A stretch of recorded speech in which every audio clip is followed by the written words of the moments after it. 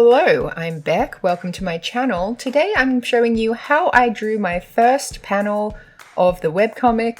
It's supposed to be for a series called Downtime, but so far I've only done one. That's fine though. As you just saw, I've kind of clipped past it already. I did a really quick thumbnail drawing. It probably took like 5 to 10 minutes of how I wanted each of the panels to be laid out, specifically where I wanted to block out space for the speech bubbles. Now, I have made comics in the past, which I might put on my Patreon as like a flashback to the past thing. You can't access them anywhere anymore, but I'm pretty sure I still have them on a hard drive hidden away in the depths of my apartment somewhere. But I digress. The point is, the first time I tried making webcomics, I was quite young and they didn't have a lot of YouTube tutorials or anywhere that explained how to make a webcomic. So I was really just making it up as I went along, basing it on stuff that I'd seen online. And of course, I was so taken with, trying to make my own art and make things look pretty that I was very focused on drawing the characters and drawing the backgrounds. And then after I'd done these beautiful characters and backgrounds and polished them and colored them all in, I realized I hadn't left any space for the actual dialogue to appear. And I think in a lot of them, I ended up either redrawing them, which took a long time and made me cranky, or I just had the speech bubble covering someone up a little bit or covering up a part of the background that I had taken a long time to draw. Or I'd made the dialogue, like the text, fit in the little spaces that didn't have anything happening, so each panel had a different sized text. I'll have to go back and have a look, but the point is, one major takeaway, if you don't do anything else, if you don't take any other advice, make sure you plan where your speech bubbles are going before you do all of the artwork for your webcomic.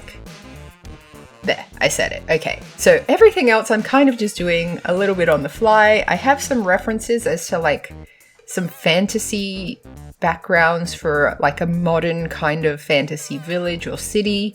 I really like the idea of having potions being available for sale in a vending machine. And it was important to the plot of this specific panel that they are buying potions. They're buying potions, but they're not actually talking to a vendor or anything because that adds just an unnecessary amount of talking. And we don't have a lot of time, we don't have a lot of space to be telling this story. You don't want to include unnecessary characters unless they come up later, unless they're like important to the plot. You kind of just want to have your main characters shine. And having a vendor where they don't talk to the vendor is confusing, I feel, but by the same token, I just really love the vending machine, if we're being honest. I didn't really even consider putting a shop vendor in. I also like the idea that they're doing this in the middle of the night, so it's at a time where no one else is really available to help them, because part of this story, which you'll see the whole comic at the end that has the dialogue, and until then you really probably don't know what's going on. But part of the story is that their healer in this adventuring party where they've just come from a battle is down. So they have 2 unconscious party members. One of them is the party member who would usually use magic to heal them. And that puts the other characters in a bit of a bind because they're supposed to bring healing potions with them on missions, but none of them bothered to because they were all like, oh, well, we have a healer, we don't need one. And this is kind of a common thing. I feel like it's a bit of an argument that happens between characters and players in a D&D game, in like one of the fantasy RPG games, where, if you have a healer, you really need to make sure either you're protecting them as a priority or you have a backup way of healing the members of your party. So that was kind of the concept behind this panel of the comic. The overall series is supposed to be more of a like, what do these adventurers get up to when they're not adventuring, when they have downtime? So, and have I mentioned that's what the comic is called? It is. The like overall comic's called Downtime. I haven't given this panel a title It'll probably be something like, don't forget the healing potions or something like that. But yeah, you can also see that I'm adding some detail to the characters. I feel like I should have done maybe some more, like have them be more beat up, add some blood, and I also didn't draw any weapons or anything on them. I did think about it, but part of the deal was that, like, even though I'm drawing this in pretty high res, like this canvas is a high res canvas because I wanted to be able to print them if I wanted to.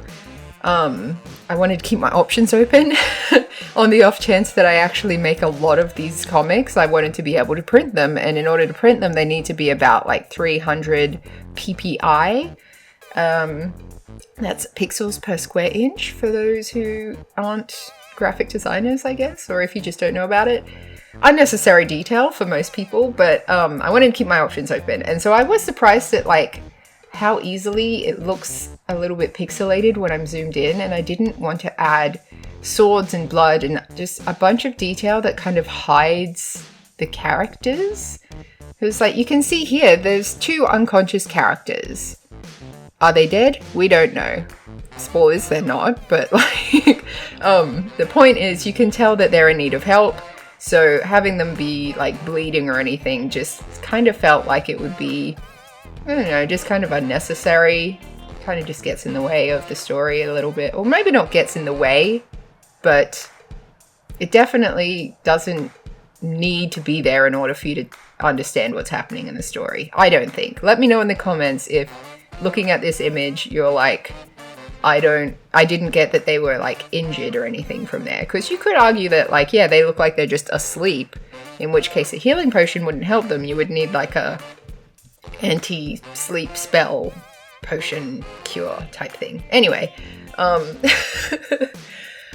what else was I going to talk about? Oh, quick plug. If you are on my Patreon, you will have already seen this panel because I posted it pretty early and was seeking a little bit of feedback on like what people thought just within my Patreon community. I like to post things on Patreon ahead of time, and then I also will post like super secret behind the scenes things. I don't want to spend too much time plugging my Patreon, but I have a Patreon. Whee! Back to this story though.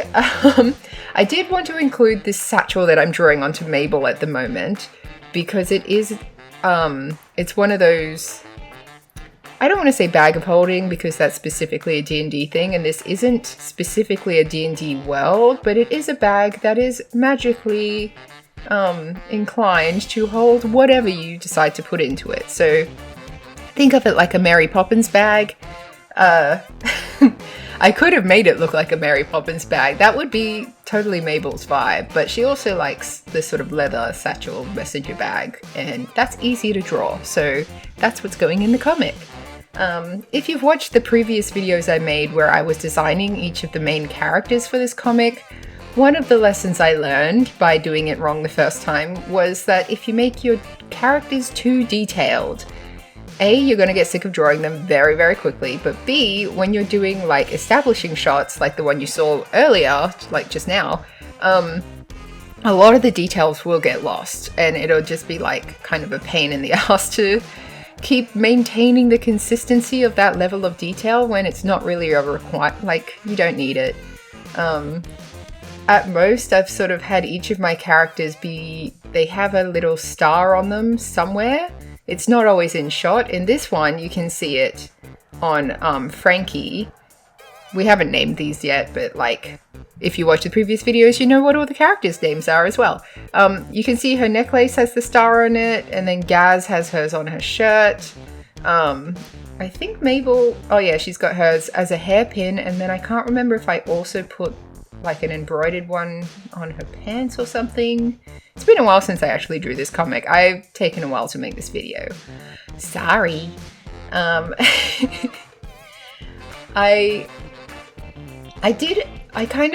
Okay, here's a little trick that I did with regards to backgrounds. So obviously in the first panel, we need an establishing shot so you get a sense of where they are. But in the other panels, unless they're changing where they are located, I didn't feel like I really needed to redraw everything again, especially because it almost serves as a distraction from the characters. And in this panel particularly, you can see that like I haven't even really done line work. I don't know if I end up adding line work actually. I haven't done line work for the character that Frankie is lying on top of. I did like very loose line work, but you don't see any of her facial features because she's not conscious in the scene, and she's also almost not really relevant to the scene. Like, she is not the healer that they're talking about when they say Frankie's our healer, she should be able to heal us, blah blah blah blah. So having a character be part of the background, I just removed her face. And then in these other panels where the background isn't relevant and I didn't want it to be a distraction, I just left it out. It's just a color. But because we have that establishing shot and then we have a color that kind of matches the establishing shot, it tells the story of like they're still in that location, but what's important is their conversation and like their facial expressions and what's happening in that scene.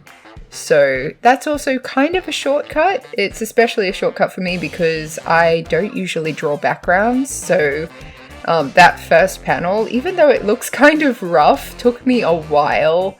And I was a little underwhelmed at how it came out because I had spent a lot of time referencing like really good artists who always draw like really nice fantasy backgrounds. I've been very inspired by what they did, but then I realized my level of background drawing is not really up to par to do that level of detail that they usually do. They probably take about a week to do these beautiful landscapes, and I didn't want to take a week. I wanted to take like a couple of hours at most. So yeah, that's part of my story about the backgrounds and how I simplify things for myself. Whether or not that means I'm doing it wrong, I do not know. I took some artistic liberties to try and convey information. Like right now, I'm trying to convey that Frankie is turning from one character to the other. I used a little bit of transparency and a little bit of turning lines, but basically, I hope it's clear that she's turning from one to the other. I feel like it is. Like, what else would be happening? But also, we are in a magical world, so it could be that she's doing some kind of weird spell. Let me know. Let me know in the comments. Do you think it's clear what I'm trying to convey here? And if you read a lot of webcomics and you can see what I'm trying to do, but you can see like somebody else is doing it better, definitely recommend them in the comments so I can like take my little sneaky peekers and look at what they've done, especially for little weird things like that where it's like someone who turns from left to right in a single panel, or just like magical worlds. Like a lot of webcomics are set in magical worlds. Say Cast Off is one that I really like, by Starfish Face. If you haven't heard of it, Google it. It's great. Another one that I really like the art style specifically, is Pizza Witch by Sarah Grayley. I don't know if I pronounced her name right because I've only ever read it, but also Google that. Actually, I'll put links to their websites below. Let's save you a little bit of effort. Another one where how I was talking about I used to read webcomics when I was younger and wanted to make my own as a result of that. Questionable Content is the main one that comes to mind when I think about that, by Jeff Jacks. It's still going, which I did not realize. I don't know when I stopped reading these comics, but wow, he's kept going strong. So good for that guy. And I recommend you read that. Haven't got a lot of time anymore, but I do want to get into, like, I want to go back to where I left off, or maybe I'll just start from the beginning and just read through all of these comics. The most recent one, as while I'm recording this episode on Questionable Comment, is 5603. So panel 5603 is the one that pops up as the most recent on Questionable Content. So that's just a few to look at. But yeah, this is my final panel, final magical artwork piece. If you have any questions where I haven't actually described how I did something, leave them in the comments, I'll let you know. Thank you for watching, and I'll catch you next time. Thanks, bye!